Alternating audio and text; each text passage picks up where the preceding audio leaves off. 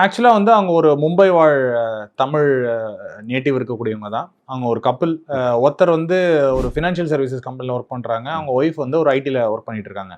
Okay. So அவங்களுக்கு வந்து obviously மும்பைல இருக்கும்பொழுது அவங்களுடைய எக்ஸ்பென்சஸ்லாம் ரொம்ப ஜாஸ்தி. அவங்க ரெண்ட் எல்லாமே ரொம்ப ஜாஸ்தி. ஸோ எங்களால ஒரு 15,000 எங்களுக்கு சேமிக்க முடியும். ஸோ அதுக்கு ஏத்த மாதிரி எங்களுக்கு பிளான் கொடுங்க ஃபர்ஸ்ட்டு. 2வது நாங்க 50 வயசுல நாங்க ரிட்டயர் ஆகணும். ஸோ அவருக்கு ஐ திங்க் ஹஸ்பண்டுக்கு 30 இயர்ஸ், அவங்க ஒய்ஃபுக்கு 28 இயர்ஸ். ஸோ 50 இயர்ஸ்ல எங்களுக்கு வந்து மாசம் வந்து ஒரு ரெகுலரா இன்கம் வர மாதிரி எனக்கு பிளான் கொடுங்க. பட் இப்பொழுதைக்கு எங்களால வந்து ஒரு 15,000 மாசம் எங்களுக்கு இன்வெஸ்ட் பண்ண முடியும் அப்படிங்கிற விஷயத்த சொல்லியிருந்தாங்க. ஸோ அவங்களுக்கு என்ன ஒரு போர்ட்ஃபோலியோ ஸ்ட்ரக்சர் பண்ணி கொடுத்துருந்தோம் அப்படின்னு சொன்னா, ஒரு எஸ்ஐபி 30 வயசுலேருந்து அவங்க 50 வயசு வரைக்கும் அவங்க தொடர்ந்து அவங்க இன்வெஸ்ட் பண்ணும்பொழுது இந்த 20 இயர்ஸ் அவங்க இன்வெஸ்ட் பண்ணியிருப்பாங்க. இந்த 20 இயர்ஸ்ல அவங்க 36 lakhs இன்வெஸ்ட் பண்ணியிருப்பாங்க. 15,000 மாசம் வீதம் 36 lakhs இன்வெஸ்ட் பண்ணியிருப்பாங்க. ஸ்டெப் அப்லாம் எதுவும் அவங்களுக்கு கொடுக்கல. ஏன்னா அவங்க வந்து மும்பைல எப்படி இருக்கும், எக்ஸ்பென்சஸ் ஜாஸ்தி ஆயிட்டு இருக்கு.